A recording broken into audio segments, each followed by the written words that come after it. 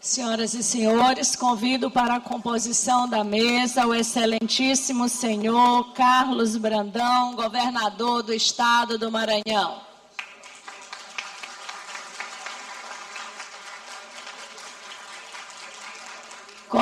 Convido também o excelentíssimo senhor Frois Sobrinho, presidente do Tribunal de Justiça do Maranhão.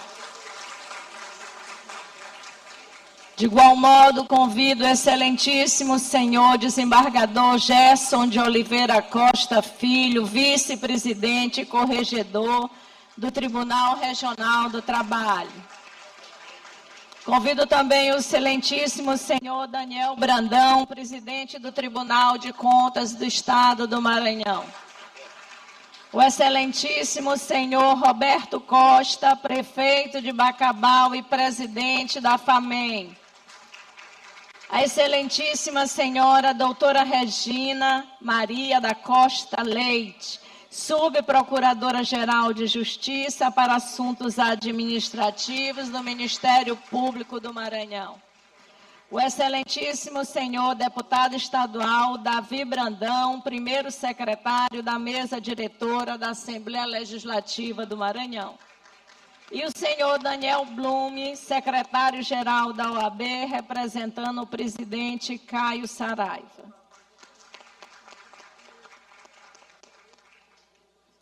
Em nome do povo, invocando a proteção de Deus e a luz do Divino Espírito Santo, declaro aberta a sessão solene para a instalação dos trabalhos da 4ª sessão legislativa da 20ª legislatura. Convido a todos a se postarem em posição de respeito para ouvirmos a execução do hino nacional pelo saxofonista Naldo Veras.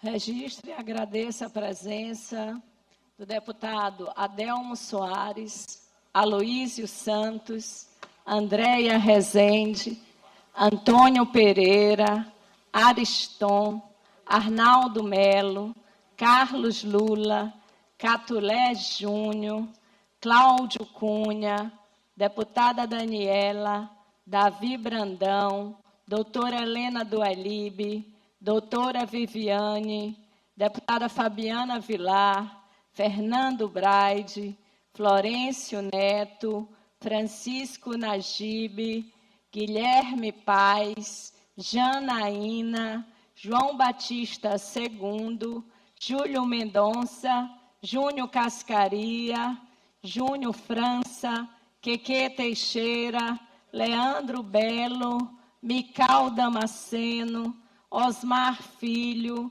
Pará Figueiredo, Rodrigo Lago, Sérgio Albuquerque, Solange Almeida e Wellington do Curso. Agradeço em nome dos nossos deputados a todos os convidados, a todos os presentes que nos honram muito de estar conosco iniciando o nosso ano legislativo.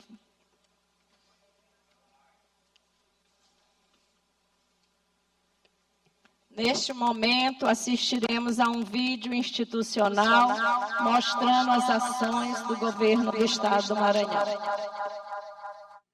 Na saúde, saímos do último para o 11º lugar do Brasil em transplantes de córneas, rins, fígado, coração e medula óssea.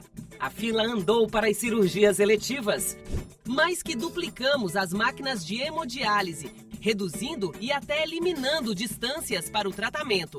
Na educação, já requalificamos mais da metade das escolas. Todas terão internet até maio deste ano. Tablets e Chromebooks para alunos e professores. Transporte escolar de verdade. Em lugar de suco com biscoito, agora tem refeição completa. Na mobilidade, mais de 3.000 quilômetros de rodovias novas e requalificadas. Mais de 2.000 quilômetros de pavimentação urbana. Obras em todos os municípios. Na transparência, o Maranhão passou a ser nota 10, selo diamante. Saímos dos últimos para o 2º lugar em solidez fiscal. Evoluímos da letra C para a letra A no equilíbrio das contas, com crédito aberto para novos investimentos. No turismo, o Maranhão é hoje um dos principais destinos do Brasil. Crescemos mais de 40% no movimento dos aeroportos. Conquistamos o reconhecimento dos Lençóis Maranhenses como patrimônio natural da humanidade. Agora temos um dos 3 melhores carnavais do Brasil, o maior com acesso gratuito, gerando emprego e renda. O Maranhão está dando certo para todos.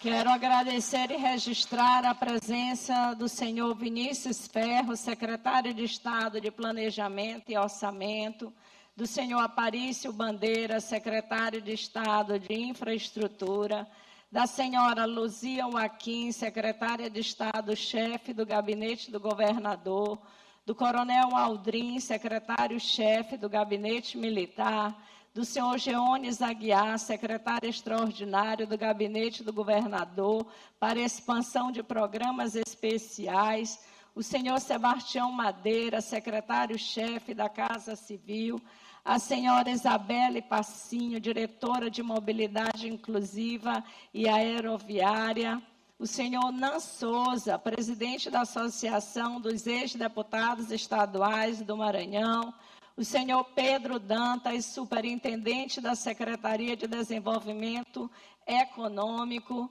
do senhor Sérgio Macedo, secretário de Estado da Comunicação, da senhora Jandira Dias, secretária de Estado da Educação, do senhor Júnior Viana, secretário de Estado de Articulação Política, do senhor Raul Mochel, secretário de Estado da Transparência e Controle.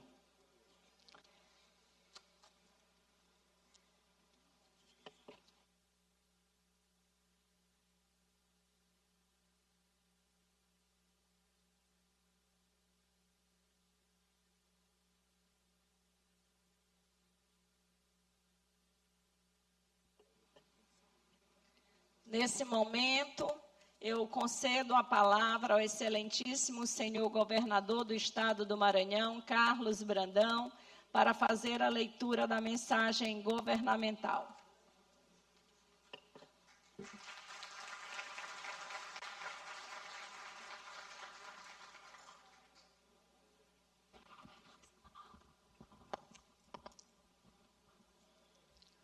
Boa tarde a todos e todas.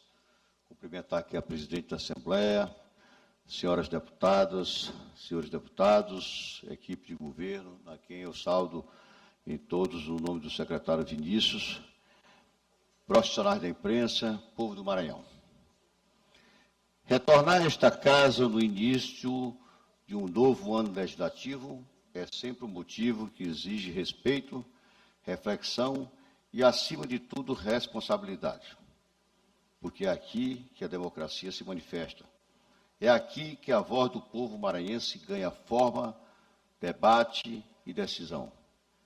É com esse sentimento de diálogo aberto, transparência e compromisso verdadeiro que estou aqui hoje.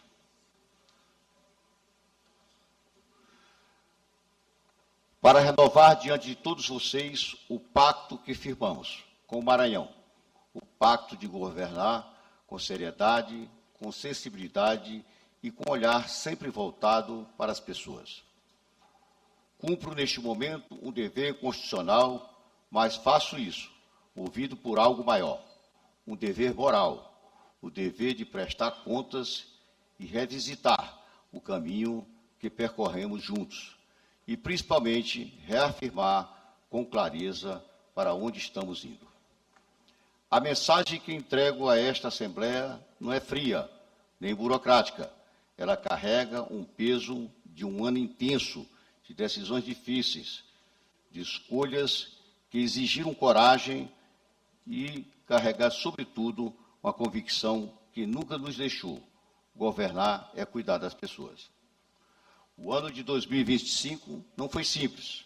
O mundo atravessou instabilidades econômicas, conflitos, inseguranças que afetaram mercados, investimentos e expectativas.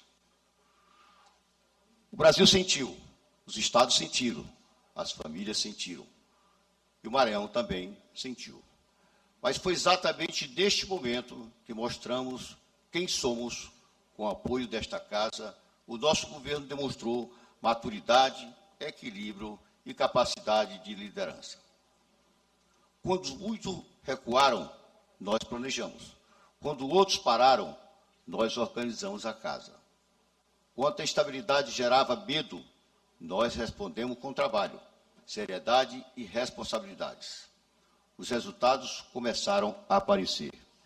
Encerramos 2025 com as contas em ordem, com equilíbrio fiscal e com reconhecimento nacional pela forma transparente como o Maranhão é administrado.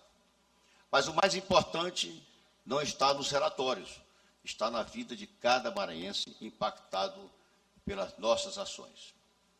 Não falo apenas de números, embora eles sejam fundamentais.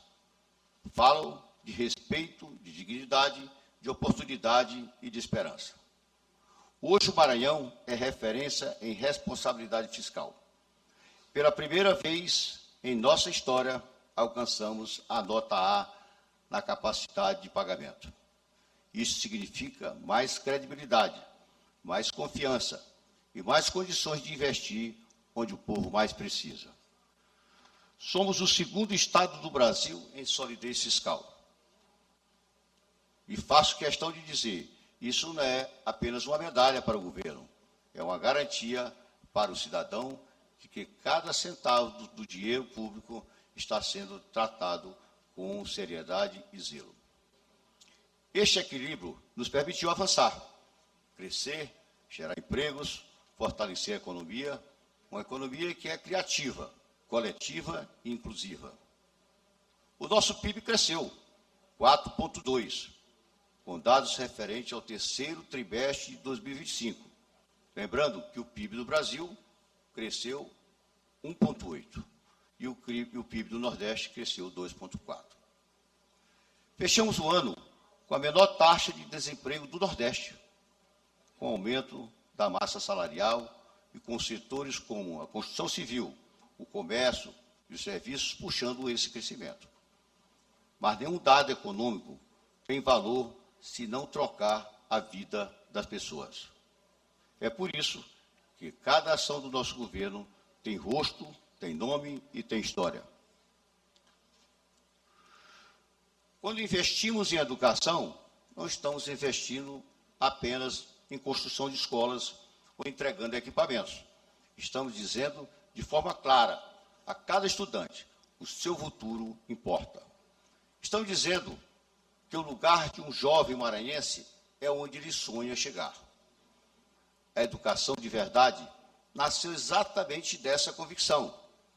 Levamos tecnologia para as salas de aulas, garantimos alimentação de qualidade, transporte escolar seguro, ampliamos o ensino integral, fortalecemos nossas universidades e abrimos caminhos para que o conhecimento seja um direito e nunca um privilégio. Quando falamos em desenvolvimento econômico, não estamos falando apenas de obras ou posições em ranking. Estamos falando de quem abre uma pequena empresa, de quem vive do turismo, de quem depende da agricultura, do comércio e dos serviços para sustentar sua família.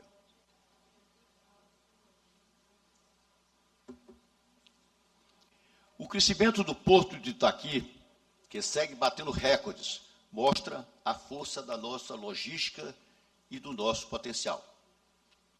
Em 2025, batemos mais uma marca histórica em movimentação de cargas, de importação e exportação. Aproximadamente 37 bilhões de toneladas de cargas variadas, superando números de 2023. Mais um dos excelentes resultados que credenciam o nosso governo a garantir a renovação do convênio de delegação por mais 25 anos. O Itaqui faz parte da nossa história, da nossa identidade. O Porto do Desenvolvimento é dos maranhenses. Graças a uma gestão eficiente, responsável e transparente, feita por técnicos qualificados e reconhecidos nacionalmente, nosso porto é referência nacional. A extensão do turismo em várias regiões do Estado representa emprego, renda e novas oportunidades espalhadas pelo Maranhão. E aqui faço uma referência especial ao nosso Parque Nacional dos Lençóis Maranhenses, que com muito trabalho, determinação de nossa equipe, conseguimos alcançar ao patamar de patrimônio natural da humanidade. Uma grande vitória do povo do Maranhão. Nossa segurança jurídica também abre portas. Um exemplo claro é a chegada da Ipasa, em Balsas, a maior biorefinaria de etanol de grãos da América Latina, com investimento de cerca de 2 bilhões e 500 bilhões de reais, e a geração de mais de 4.500 empregos diretos e indiretos. Isso é desenvolvimento que fica, que gera renda, que transforma regiões. Quando falamos de meio ambiente, falamos de futuro, falamos da responsabilidade de proteger nossas riquezas naturais sem abrir mão do crescimento. O Maranhão mostrou ao Brasil e ao mundo que isso é possível. Hoje somos o segundo estado do país que mais recuperou áreas degradadas, mas se exige uma marca que traduz o lado mais humano do nosso governo, ela está no cuidar com quem mais precisa. O Maranhão Livre da Fome não é apenas um programa social, é uma escolha ética, é o reconhecimento de que ninguém consegue planejar o amanhã, quanto falta o básico na sua mesa. Combater a fome é devolver dignidade, é oferecer um recomeço, é olhar nos olhos de quem mais precisa e dizer, com as ações concretas, o Estado está aqui. Esse programa chega para reforçar políticas que já retiraram cerca de 1 milhão de maranhenses da extrema pobreza. A expansão dos restaurantes populares, o fortalecimento da saúde pública, a ampliação da rede de hemodiálise, o avanço nos transplantes, o cuidado com a atenção básica, tudo isso tem um objetivo muito claro: salvar vidas e cuidar de pessoas. Na segurança pública, seguimos investindo com inteligência, tecnologia e a valorização dos nossos profissionais. Porque a segurança não é só repressão. Segurança é prevenção também, presença do Estado e tranquilidade para as famílias. Nada disso, senhoras e senhores, seria possível sem diálogo, sem parceria e sem respeito entre os poderes. Quero aqui reafirmar o meu reconhecimento a esta Assembleia Legislativa, às deputadas, os deputados, pela contribuição permanente ao desenvolvimento do Maranhão. Agradeço também às prefeitas, prefeitos, vereadoras e vereadores, que estão lá na ponta, conhecendo de perto as dores e os sonhos do nosso povo. E agradeço ao governo federal, ao presidente Lula, para ser o fundamental para que grandes investimentos se tornem realidade. Os desafios de 2026 são grandes, é verdade, mas a nossa capacidade de enfrentá-los é ainda maior. Seguiremos investindo em planejamento, em responsabilidade fiscal e, principalmente, em sensibilidade social. Seguiremos apostando no que transforma vidas. Seguiremos governando com os pés firmes no chão e os olhos voltados para o futuro. Convido esta casa e cada maranhense a continuar caminhando conosco, porque o Maranhão que estamos construindo não é apenas de um governo, é de um povo inteiro. 7 bilhões de brasileiros que querem, todos os dias, um Maranhão mais justo, mais forte e mais humano. Muito obrigado. Presidente, eu queria fazer aqui um pequeno improviso. Aqui não tem problema, pode quebrar o protocolo. Quebrando o protocolo, porque, na realidade, isso aqui é uma mensagem que é feita para a Assembleia. O Vinícius já fez uma pequena explanação, e eu gosto de ficar assim mais solto, sabe? Falar um pouco. Fique à vontade. Meio de improviso, fazer um pequeno comentário, uma avaliação do nosso governo, que eu, como disse ali na entrevista coletiva, é importante que quando você assuma o governo, você primeiro conheça profundamente como está o governo, como você tem que preparar para governar da sua forma. Então, o primeiro passo que a gente deu foi reestruturar as questões financeiras. A gente sofreu um baque muito grande em 2022 com a perda do ICMS do combustível, perdemos 13%. Isso fez com que a gente reestruturasse toda a nossa máquina pública para poder começar a organizar o Estado da nossa forma e garantir que a gente pudesse ter recurso para fazer as grandes ações, não só na parte de estrutura, mas também na parte social, na saúde, na educação, em todas as áreas. E assim o fizemos. 2023 foi o ano dos ajustes. A gente, quando assumiu o governo, nós estávamos na letra C da CAPAG. Só que a letra C não permite que a gente consiga financiamento. E sem financiamento, você fica com uma gestão muito acanhada. Todos os estados conseguem financiamento. A governadora de Pernambuco, eu acho que está com quase 5 bilhões em caixa por conta de financiamento. Mas se não tivesse melhorado a letra, a gente não era possível conseguir o financiamento para conseguir grandes conquistas. Conseguimos passar para a letra C. Quero aqui agradecer à Assembleia Legislativa, que de pronto aprovou aqui uma proposta de um financiamento que permitiu que a gente fizesse grandes ações. Só que não ficou por aí, a gente continuou ajustando a máquina pública, melhorando a arrecadação e saltamos para a letra A, que pela primeira vez o Maranhão conseguiu chegar na letra A. Isso significa estabilidade fiscal, tanto é que o Centro de Liderança Pública nos colocou aí como o segundo estado que tem a melhor solidez fiscal do Brasil. É uma coisa que eu me preocupo muito, é acompanhar as finanças, e quero aqui destacar a presença e as ações do secretário Vinícius, porque ele tem me ajudado muito, muito competente, e conseguiu que a gente conseguisse ajustar. É lógico, a gente tinha sonhos de fazer programas que pudessem melhorar a vida dos maranhenses. Alguns programas que a gente recebeu do governo anterior, a gente duplicou, triplicou, enfim, porque a gente entendia que eram programas importantes e que poderiam ser ampliados, como é o caso dos restaurantes populares. Quando eu assumi, tinham 96. Hoje já são mais de 210. Vou inaugurar mais 50 agora. Hoje a gente fornece 200 mil refeições por dia, refeições de qualidade. Eu mesmo faço questão de almoçar em restaurante, só inauguro restaurante popular na hora do almoço. E gosto de vez em quando, de surpresa no restaurante popular, para ver a qualidade, não tenho o que reclamar e nem vejo reclamação. Então, a gente duplicou aí no restaurante popular. A mesma coisa das unidades do Viva Procon, a gente recebeu aí com 50, 55, e já estamos com mais de 120, porque é cidadania, a pessoa receber sua identidade, carteira de trabalho, regularizar o título de eleitor, documentação, o próprio município, ao invés de estar se tendo que transportar para outros lugares mais distantes, com despesa para o prefeito, despesa para os vereadores, enfim, é um custo muito alto e termina não tendo cidadania. Da mesma forma, a questão dos centros de hemodiálise. Nós recebemos com cerca de 200 centros de hemodiálise, mas por uma questão até humanitária.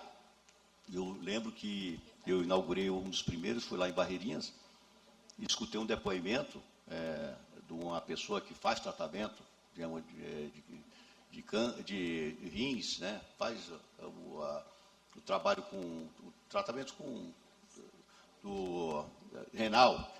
E ela me dizia, governador, eu saio daqui de Barreirinhas, passo 4 horas num carro. Chego em São Luís, passo 3 horas numa máquina. Depois eu passo 4 horas voltando para Barreirinhas. Só aí são 8 e 3, né, 11 horas. Só que é um dia sim, outro não é todo dia. Então eu vi que a necessidade de ampliar, colocar os centros de hemodiálise mais próximos das cidades. Então a gente saltou aí de 200 para quase 600. Agora, mês de março, a gente fecha 600. Colocando em cada uma das regionais, eu acho que isso é um trabalho extremamente humanitário. Identifiquei também que a gente tinha uma fila muito grande de pessoas para fazer cirurgia de catarata, pterígio, para conseguir um óculos, certo? Para fazer outros tipos de exames. Então, resolveu fazer vários mutirões. Quero aqui destacar que os deputados também têm colocado emendas para fazer mutirão, porque eles também entenderam a importância de zerar essa fila. E a gente já fez aí mais de 360 mil consultas, foram mais de 150 mil óculos que foram distribuídos para as pessoas que precisam ser apenas de um óculos, com 1 grau num lado, 2 graus no outro, isso trazendo também dignidade, né? Fora as cirurgias de catarata, pterígio, e agora também hérnias, varizes, tudo isso a gente tem feito, colocado nos hospitais à disposição de tanto deputados estaduais como deputados federais. A gente tem feito uma grande parceria, além das ações que são feitas pelo nosso governo. Então, aqui só registrando que os deputados também têm sido parceiros nessas ações. Nessas avaliações de governo, recentemente eu estive em Brasília e nós fomos premiados como o governo que teve a melhor gestão pública do Brasil. Fomos premiados pelo Ministério de Gestão e Inovação. Por quê? Fomos o primeiro a implantar o SEI, fomos o primeiro a implantar as alterações, as modernizações que precisavam, porque Estado, não sendo moderno, não sendo tecnológico, ele não consegue também avançar. Quero aqui destacar o trabalho brilhante do secretário Gilbert, que focou muito nisso e a gente conseguiu avançar e ser premiado a nível nacional. Só tinha eu de governador recebendo essa premiação lá. Destacar também a questão dos compromissos que eu assumi quando estava na sacada do Palácio de Leões, lançar um programa para reduzir os conflitos no campo, chama-se Paz no Campo. Quero aqui também cumprimentar o desembargador Frois, que foi um grande parceiro nesse projeto. É uma pauta que ele gosta muito, desde a época que era corregedor e também como presidente. Ele também foi premiado. O Conselho Nacional de Justiça, né, fez uma premiação. Eram 140, o CNJ fez um projeto com 143 propostas. E nós ganhamos em primeiro lugar no Centro de Liderança Pública em regularização fundiária rural. O Tribunal de Justiça também foi premiado. Da mesma forma que a ONU nos premiou com o programa Terra para Elas. Eram vários projetos disputando pela ONU e nós conseguimos ser premiados. Em primeiro lugar, lançamos esse programa lá em Rosário, no Quilombo Boa Vista. Distribuição de títulos específicos para as mulheres. Ganhamos essa premiação. De forma que, na regularização fundiária, nós conseguimos, certo, chegar a, em 2025 com mais de 18.500 títulos distribuídos para a população da zona rural e mais de 17 mil títulos distribuídos para a população urbana. Foi um salto gigantesco. Quando a gente vê o gráfico, certo, realmente foi colocado como prioridade no nosso governo. Da mesma forma que a gente tem avançado em outras áreas. Na área de infraestrutura, nós conseguimos uma grande parceria com o presidente Lula. Eu sempre destaco e não tenho necessidade de esconder as parcerias. Pelo contrário, eu faço a destacar. Nós conseguimos aí a Avenida Litorânea, que são 7 quilômetros que a gente está construindo. O presidente Lula entrou com 5 e nós vamos entrar com mais 2 quilômetros com recurso próprio. Isso vai praticamente dobrar o que tem na Litorânea hoje. Litorânea foi feito em 40 anos, 7 quilômetros. Nós vamos fazer num ano e meio 7 quilômetros. 5 do presidente Lula, parceria com o presidente Lula, e 2 do governo do Estado. E para que essa Litorânea? Primeiro, para viabilizar a mobilidade da Grande Ilha, que é uma paralela à holandesa. A holandesa já está hoje muito engarrafada, o problema já sério de trânsito na hora do rush, né? Mas não fica por aí. A gente também fez uma parceria com o presidente Lula na Avenida Metropolitana. Estou falando um pouco aqui do grande anel viário que a gente está fazendo. São mais de 40 quilômetros. Pistas, avenidas de 6 pistas, 3 de um lado, 3 do outro. A gente resolveu fazer logo uma coisa bem feita, garantindo o futuro. Entrando ali no funil, a Avenida Metropolitana, começa ali, dá um contorno em todo o aeroporto, saindo lá no elevado, na Avenida Guajajara, está praticamente pronto, eu acho que mês que vem a gente inaugura. Entra pela UEMA e vai sair ali, lá no contorno da UEMA, em frente ao portal. E depois entra ali, em direção à estrada de Ribamar, pelo um terreno que é um terreno lá de reserva, lá do Ibama, que eles nos cederam para a gente fazer outra avenida com 6 pistas. Isso vai tudo melhorar a mobilidade. Estamos duplicando ali da avenida do viaduto Neiva Moreira, em frente ao Alphaville, até a estrada de Ribamar, ao posto chamado Maracajá. 6 pistas também duplicadas. Isso tudo vai facilitar a interligação de São Luís, Passo Plumiar, São José de Ribamar e Raposa.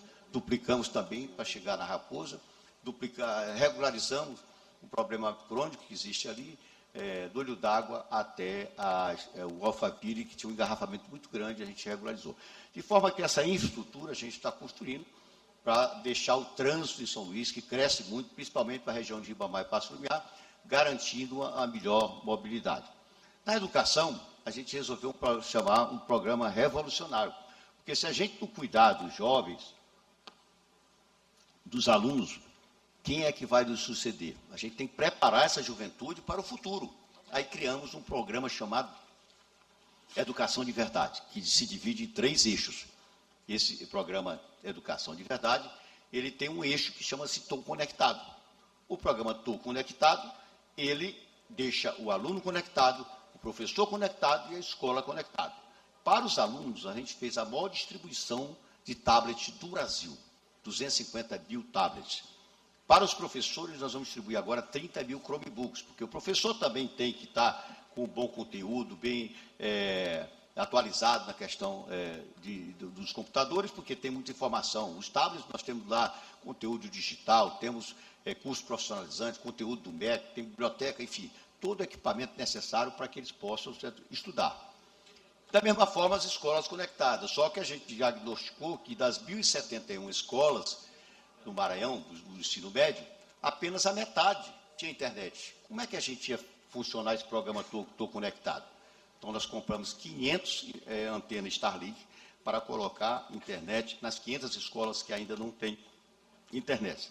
Até o final de março, abril, a gente tem todas as escolas com internet para poder esse programa funcionar bem.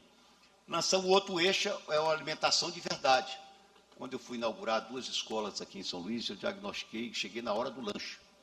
E aí os meninos chegaram lá e perguntei, o que você está lanchando aí? Ela estou lanchando um suco com bolacha, 2 bolachas.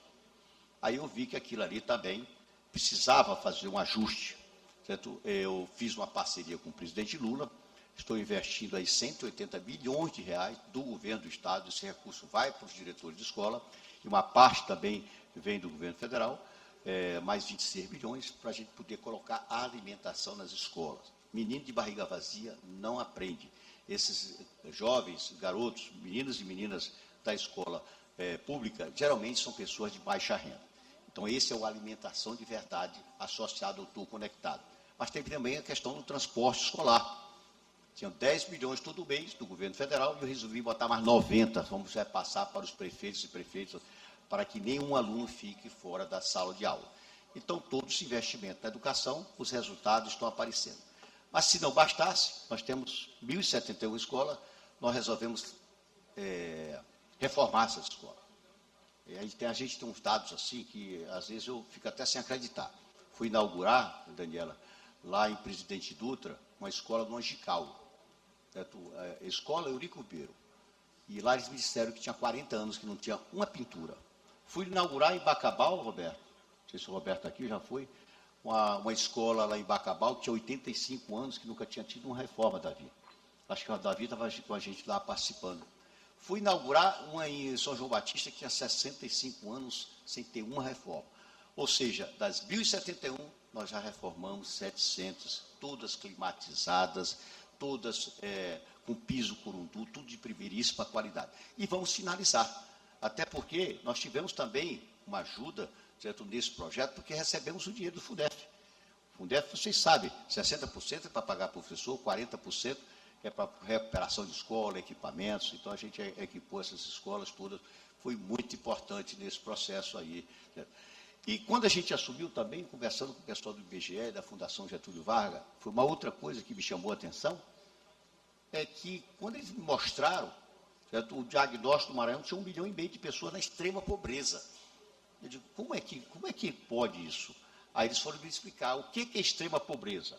Extrema pobreza é quem tem uma renda média per capita de menos de R$218. Aí eu fiquei novamente sem entender. E eles, eu vou lhe explicar, governador. A pessoa está no Bolsa Família, ele ganha R$600. Se tiver 3 pessoas dentro de uma casa e vive do Bolsa Família, você divide 600 por 3, dá R$200. Então ele está recebendo aí abaixo de 218. Não está recebendo 200 abaixo de 218. Então ele está na extrema pobreza. Então a gente, com esse aumento do número de restaurantes populares, o programa do leite, banco de alimentos, Procarf, que a gente aumentou significativamente o Procarf, nós conseguimos tirar 1 milhão de pessoas da extrema pobreza. Mas nos restou 500 mil pessoas. Aí a gente pensou, fizemos uma ampla reunião com vários poderes, Assembleia, Ministério Público, Judiciário, as igrejas católicas, evangélica, Defensoria, e a Unicef, e o nosso governo.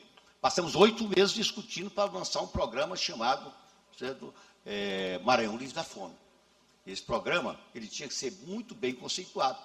E aí, esses diálogos, esse debate, nos trouxe grandes proveitos, grandes sugestões. A Igreja Católica, por exemplo, disse assim, eu não quero entrar nesse programa se esse cartão passar em CNPJ de bebida, em bar, restaurante, boteco. Não, aí só se estiver bloqueado. Da mesma forma, a Igreja Evangélica disse, eu não quero, certo, que os cartões passem em jogo de aposta, né, aquele jogo de tigrinho, aquelas coisas. E assim a gente foi ajustando. Tentamos fazer pela Caixa Econômica, mas a Caixa Econômica não tinha como fazer esse bloqueio para bebida, para joguinhos, enfim, porque realmente o projeto era para compra de alimentos. E aí nós fizemos uma licitação, ganhou uma empresa do Ceará, e a empresa especializada, que já tinha feito esse trabalho parecido na época da pandemia, é bloqueado hoje o cartão, a gente só aceitou atendendo aos pedidos das igrejas católicas e evangélicas, é bloqueado para bebida, para joguinhos, enfim, específico para alimentação.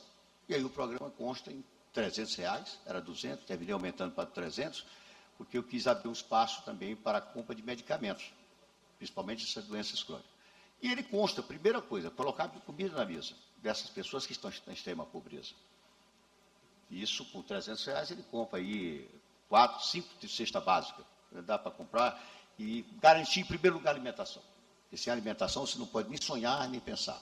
O segundo momento é o check-up que a gente faz, são vários mutirões, para identificar se a pessoa tem alguma doença, certo? Seja crônica, diabetes, hipertensão, para a gente poder tratar e cuidar daquela pessoa. Se ele tem problema de vista, né?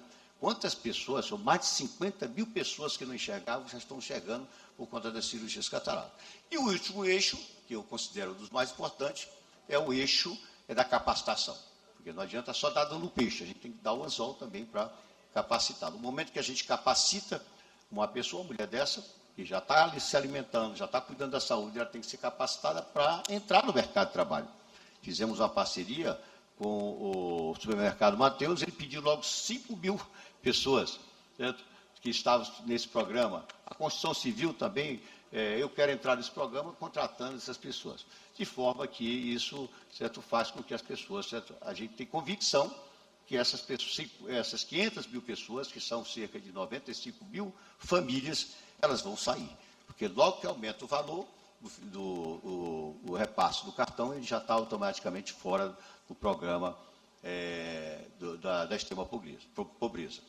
A gente também ampliou outros programas, certo? Como o cartão transporte universitário, considero um programa muito exitoso, porque faz com que os alunos se desloquem para as cidades maiores para fazer uma faculdade. O trabalho jovem era 1 mil, eu estou com 10 mil, e no momento que a gente paga uma bolsa para ele entrar na empresa e trabalhar, 40% depois é absorvido pela própria empresa. A empresa entende que ele está preparado, está capacitado e termina contratando. O trabalho jovem que vai bater os 50%, depois é contratado. Então, é uma oportunidade que a gente está dando para esse jovem. Nós temos também um programa Juro Zero. Eu identifiquei que as pequenas e microempresas tinham um programa chamado de microcrédito. Até 20 mil reais, 22 mil reais, eles atendem as pequenas e microempresas. Só que 90% das empresas maranhenses são microempresas. E o que a gente fez? Fiz uma parceria com o Banco do Nordeste e com o Sebrae, onde a gente assumiu a dívida do juro. Se a pessoa tira 10 mil reais, ao final de 12 meses, ele vai pagar 10 mil reais. E o juro quem paga é o governo. E o Sebrae teve um papel muito importante no momento que ele foi avalista, precisava do avalista.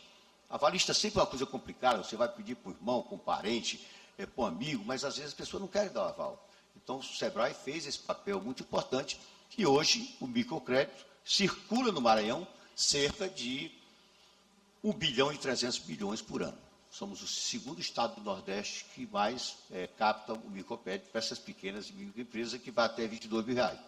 Mas a aposta minha é que a gente pagando juros, nós vamos para 3 a 4 bilhões de reais. E o que significa disso?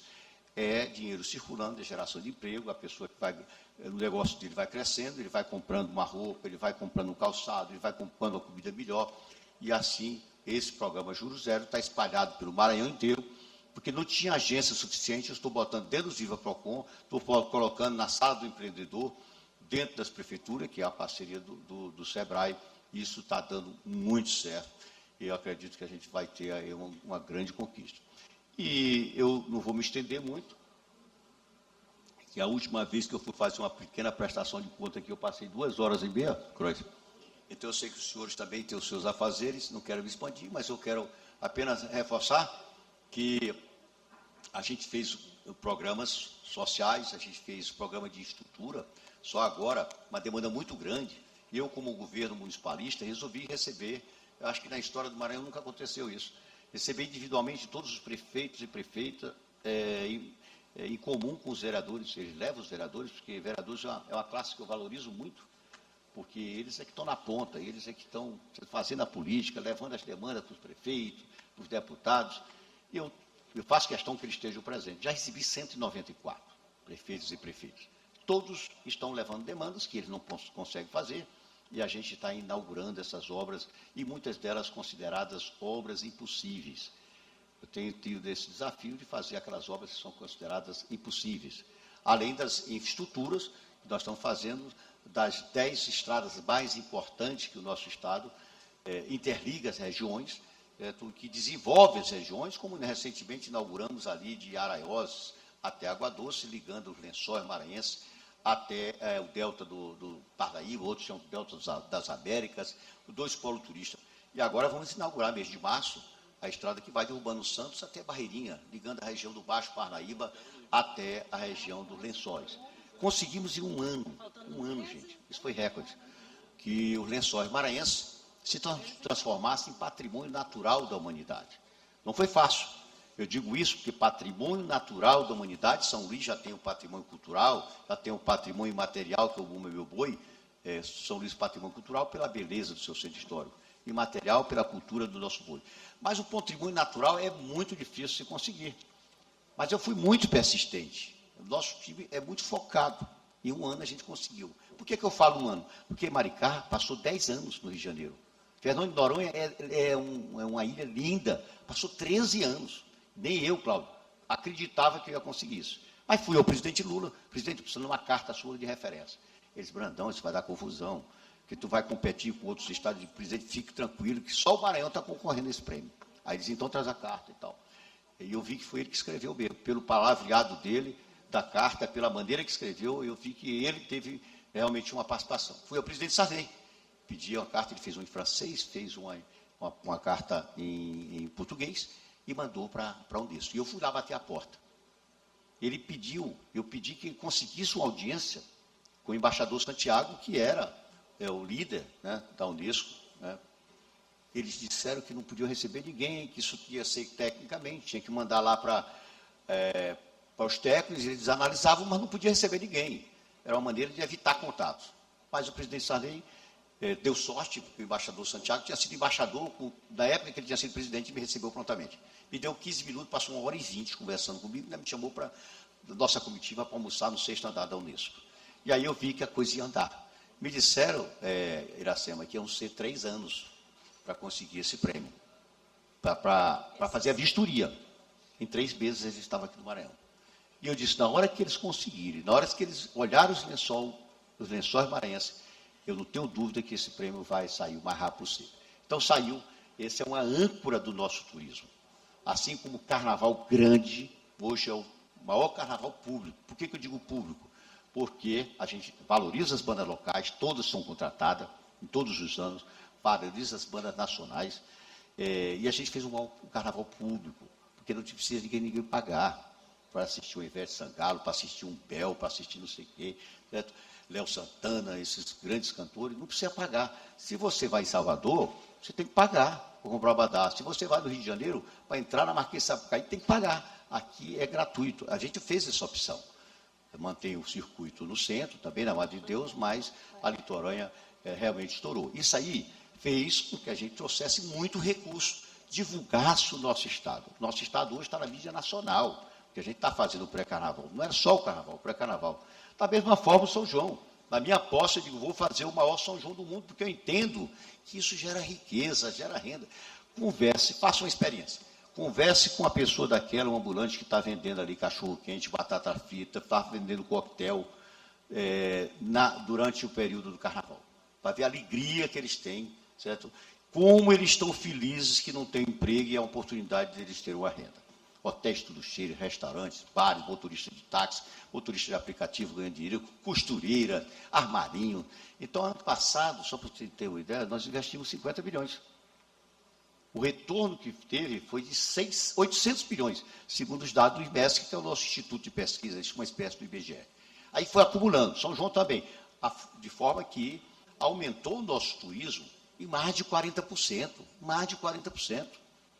Isso significa dizer que o aeroporto teve que investir 117 bilhões de reais para comportar esses turistas que estavam chegando. Isso tudo, gente, aquece muito a economia, porque carnaval não é só festa. Carnaval é valorização da cultura, é geração de emprego, geração de renda. E eu diria que o Maranhão hoje é o estado que mais gera emprego do Nordeste. Eu diria, por que isso? Eu tenho uma explicação para isso. Primeiro, esses investimentos na cultura, nos eventos culturais. Esse é um eixo. Segundo, as obras, mais de 3 mil obras que a gente fez no nosso governo, tendo 800 prontas agora, para inaugurar, não estou dando conta de inaugurar. Só do sistema de segurança, reformando todas as delegacias, 140, está concluindo agora. Os quartéis de polícia, mais de 90 unidades de quartéis de polícia, o comando geral aqui, fazia 50 anos que não tinha reforma. Isso tudo gera emprego, certo? O pedreiro, o carpinteiro, o eletricista, o encanador, o pintor, tudo isso gera muito emprego. Isso tudo é contabilizado no CAGED. Por isso é que o Maranhão está gerando muito emprego. Certo? A questão, falei, dos investimentos, a questão do turismo, a questão dos empregos e também a atração de investimentos. A gente tem criado um clima, certo, no Estado de atrair investimentos. Só em Balsas, a gente trouxe uma empresa que está gerando 4.500 empregos, entre diretos e indiretos. Temos muitas empresas chegando aí. Toda semana eu estou recebendo empresário que querem se instalar. O Maranhão virou uma terra de oportunidade. Mas, para isso, a gente tem que cuidar dos meninos.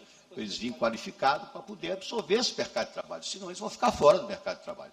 Então, eu diria, gente, que não é que o Maranhão, certo, esteja no céu de brigadeiro. Não. O Maranhão está evoluindo. Tem muita coisa para se fazer. Eu tenho consciência disso. Mas a gente fez muito. Temos muito o que fazer pela frente. Não tenho dúvida que esse ano de 2026 nós vamos começar a colher os frutos. Porque 23 foi o ano dos projetos, captando recursos. Nosso estado foi um dos estados que mais conseguiu recursos junto ao governo federal. 24 foi um das licitações. E 25 é entrega uma atrás da outra, portanto, e 26 será ainda mais. Né? De forma que essas quantidades de obras, elas trazem um retorno, até no ICMS, até no imposto. Né? A questão do Maranhão Livre da Fome, a gente aprovou o projeto aqui para... Como é que a gente ia bancar esse programa? A gente bancou com imposto das empresas mineradoras de ouro, lojas que vendem ouro, imposto também na revenda de cigarro, na venda de helicóptero. Nada atingiu a classe média baixa. Pelo contrário, a classe média a gente reduziu, foi em 30% o valor da cesta básica. Então, gente, eu quero aqui agradecer a paciência de vocês, porque eu fico querendo prestar conta, nem todo tempo a gente tem a oportunidade. Eu sei que saem os vídeos institucionais do governo, mas você vê que eu tenho tudo de cabeça aqui, não trouxe nada, nem me preparei para isso, é porque eu estou vivo o governo, por dentro, todo dia, de manhã, de tarde, de noite, 5h30 da manhã, mandando mensagem para o secretário. O Aparício acorda cedo, está aqui ele começa mais cedo, outros começam mais tarde, eu vou até meia-noite, respondendo mensagem. Responda todas as mensagens, até do seu João, da dona Maria, os mais humildes que pedem alguma coisa. Uns pedem emprego, outros pedem uma transferência de um paciente de um hospital para outro, mas eu faço questão de responder. Mas isso toma tempo, toma dedicação. Então, quem que governar bem, eu daria um conselho, porque eu já estou saindo, né? Eu daria um conselho. Primeiro, tem que planejar. Segundo, tem que arrecadar para poder executar esse planejamento. E terceiro, tem que governar com amor, com coração. Quem não governa com coração, quem não pensa no povo, não faz um bom governo. O que me dá mais alegria é quando eu vejo uma pessoa, como eu vi a Imperatriz agora, eu perguntei para ele, você fez cirurgia da catarata? Ele disse, governador, 5 minutos foi um olho. O Tem Pereira estava do meu lado. Depois de 30 dias eu voltei, 5 minutos foi o outro olho. Eu disse, por que você não fez isso há mais tempo? Governador, a cirurgia de catarata custa R$8.000. Um pobre nunca vai enxergar. E aí eu disse, você tem razão, o pobre não vai enxergar. Por isso é que a gente ampliou, porque para o governo sai até mais barato. Aí ele disse assim, olha, depois que eu fiz essa cirurgia, eu arrumei até uma namorada, porque eu estava viúva e tal. Aí o outro senhor do lado dele, um mais idoso, disse assim, rapaz, cuidado com esse negócio de namorada nova, que eu já peguei 2 chifres. Enfim, aí tem de tudo. Uma outra senhora disse assim, governador, estou feliz. Por quê? Porque eu voltei a ler a Bíblia. Ela era evangélica, né? Então a gente, glória a Deus, aí a gente vê todo tipo de depoimento, aí a gente diz, eu tenho certeza, Mical, que a gente está no caminho certo. Amém. Quando a gente vê esse depoimento, é por isso que eu digo, você tem que governar com o coração, tem que ter amor que faz e trabalhar para mudar ou melhorar a vida das pessoas. As pessoas querem uma oportunidade de trabalho, as pessoas querem uma oportunidade de enxergar, as pessoas querem um óculos que, às vezes, uma criança na escola não está estudando. Eu identifiquei isso, que eu perguntei a umas crianças que só sentavam na frente, na sala de aula. Eu perguntei, por que você só senta aqui na frente? A professora estava falando, governador, porque eu não consigo enxergar. Aí eu digo, a gente tem que dar óculos para essas crianças. Então, quando a gente faz essas coisas, Deus abençoa. E Deus protege os bons. Né? Deus... acho que estava com o Mical, num evento evangélico, e eu vi um salmo que diz, quando os justos governam, o povo se alegra. Tá? Gente, muito obrigado. Feliz ano novo para todos.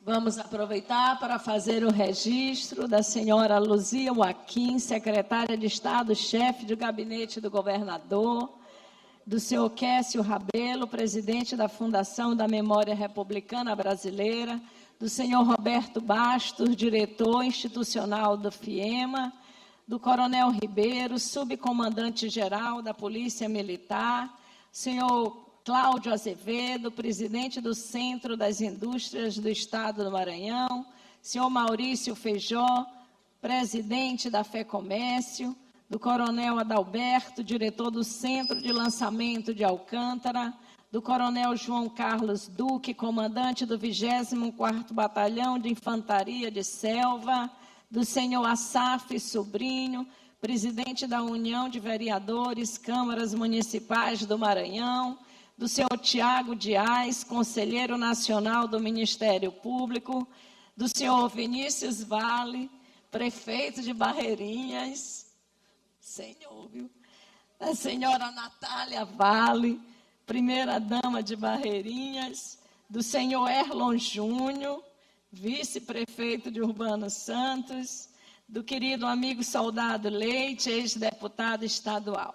Convido a senhora Carla Garcês e André Felipe para executarem a oração de São Francisco e um hino de louvor. A gente aprende em casa que não se iniciam os trabalhos e nada na vida da gente antes de agradecer, de louvar a Deus, e esse momento vai ser para isso. Em seguida, nós vamos fazer as nossas considerações finais.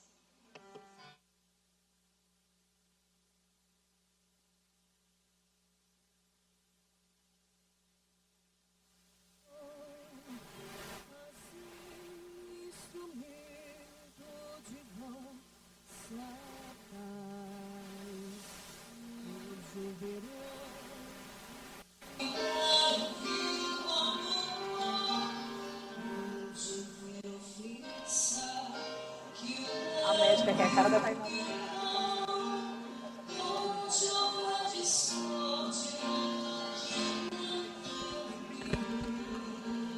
Tá ligado? O que você queria? Bota aqui perto da caixa.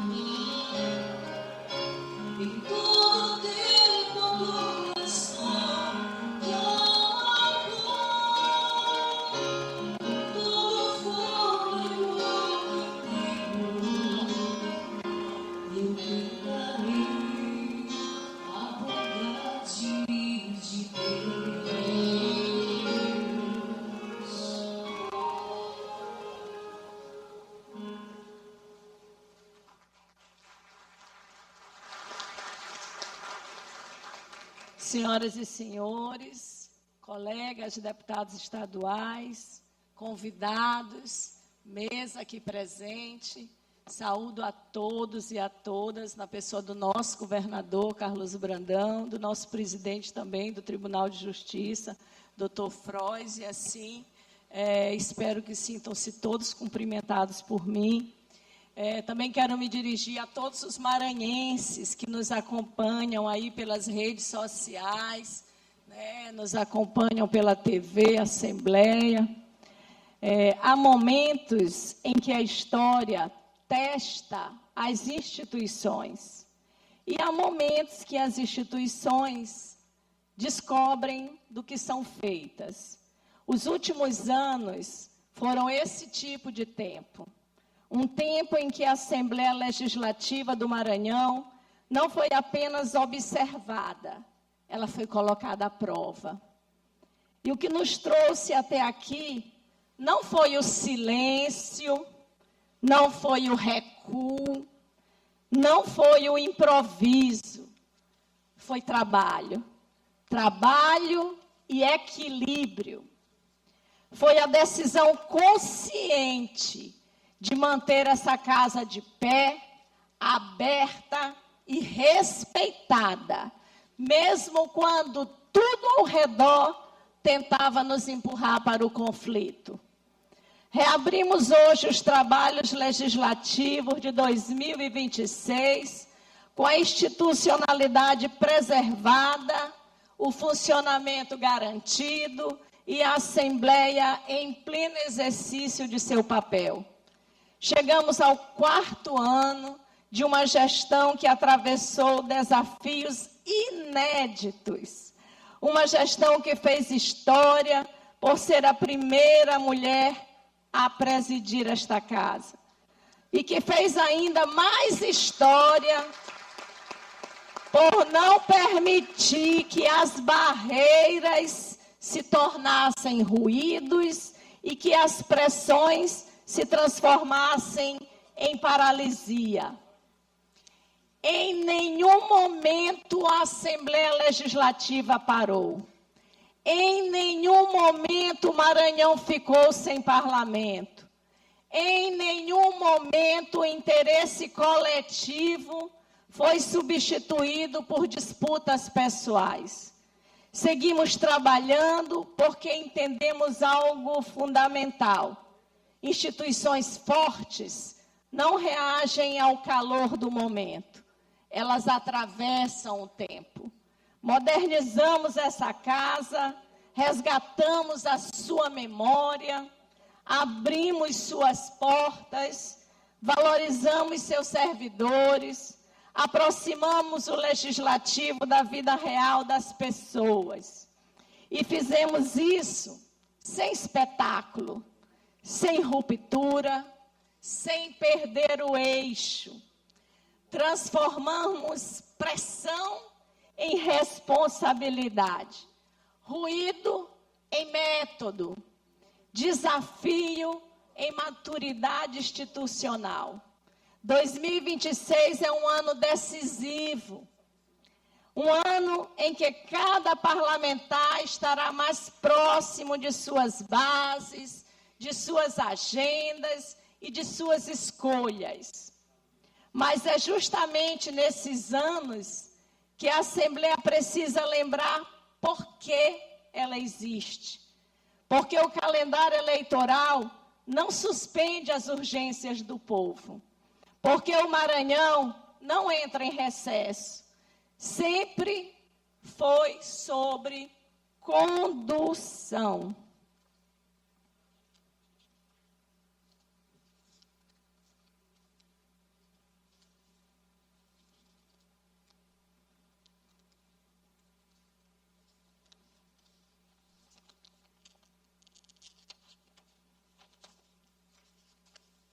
Porque quem espera por saúde, educação, justiça e dignidade, não pode esperar pela próxima eleição.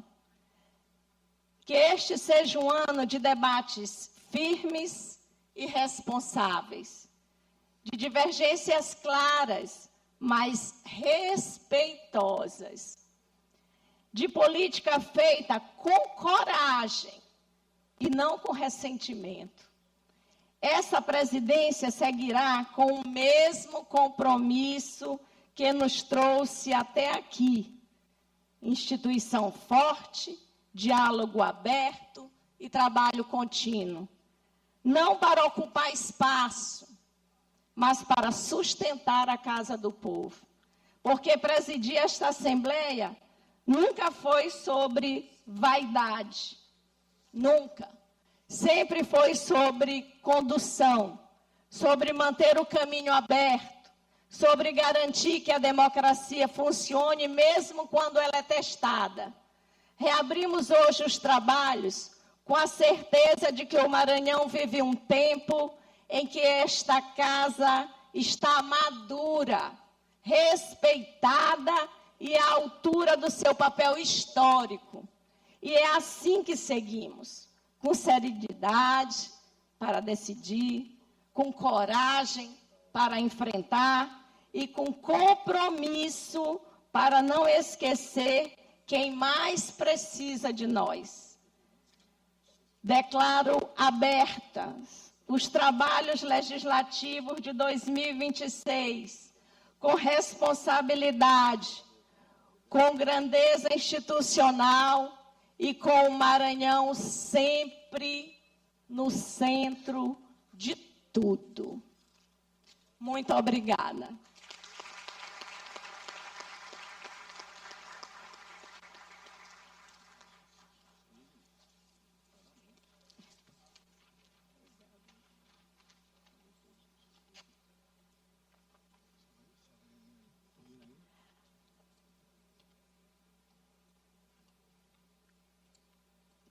Convido a todos a se postar em posição de respeito para ouvirmos a execução do hino maranhense pelo saxofonista Naldo Veras.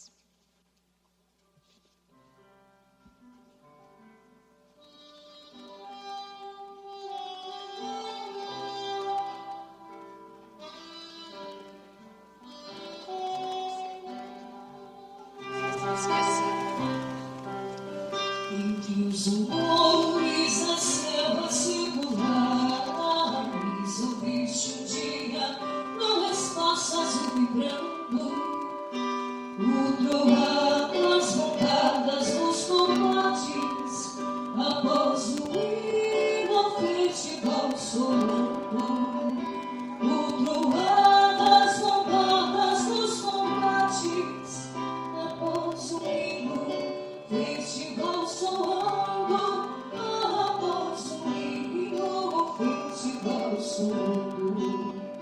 Salve pátria, pátria amada, Maranhão, Maranhão, berço de heróis, onde divisas tens a glória, o nome nossos avós, onde divisas tens a glória, o nome nossos avós, nossos avós. É na terra a vitória, a morte, a vida, e com a vitória é a glória entrelaçada. Rainha invasora da cisterna, surgia do direito à luz dourada. Rainha invasora da cisterna, surgia do direito à luz dourada.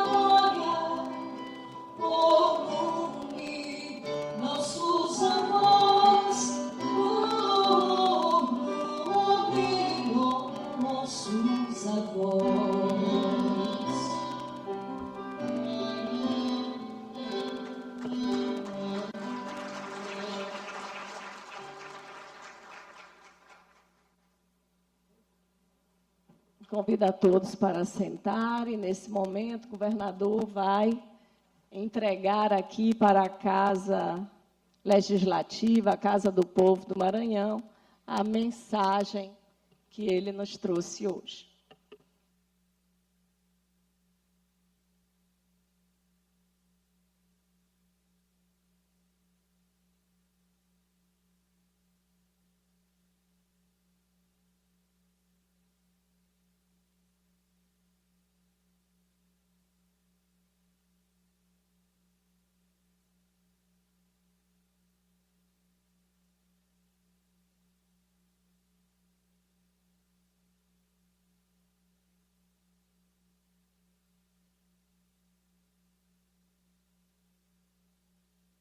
Agora vou receber a versão em braille.